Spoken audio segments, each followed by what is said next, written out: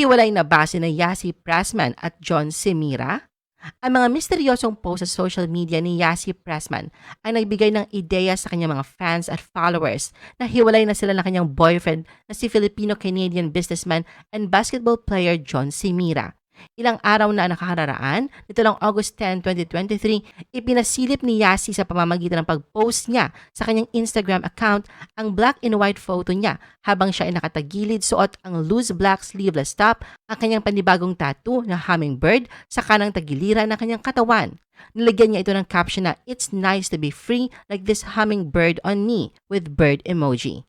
At ito lang August 12, 2023, mas lalo pang umigting ang mga haka-haka na kanyang mga tagahanga at taga-subaybay na hiwalay na sila ni John dahil sa kanyang Instagram story na plain white background na may caption na "Not triple, not double, but single."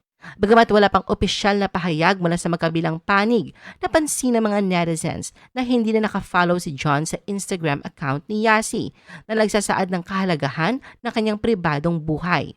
Samantala, nananatiling nakafollow pa rin si Yassi sa Instagram account ni John. May mga ilang bagay rin na nagpapatotoo na matagal nang hiwalay sina Yassi at John.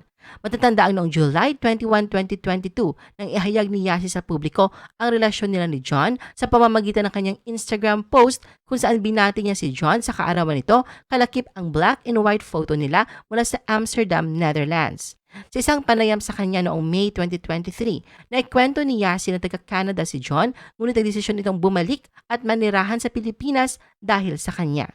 Inilarawan din niya bilang isang pretty secure ang pagmamahalan nila ni John. Pero noong July 23, 2023, sa tatlong Instagram post ni Yassi ay kapansin-pansing walang post o mensahe si Yassi para sa kaarawan ni John.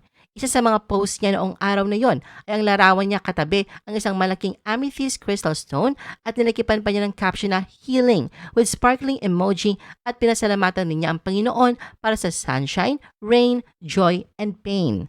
Samantala sa birthday post naman ni John sa kanyang Instagram account noong ding July 23, 2023, mapapansin namang hindi ni-like o nag-iwan ng birthday greeting si Yassi para rito kahit pa follower pa rin niya si Yassi sa Instagram.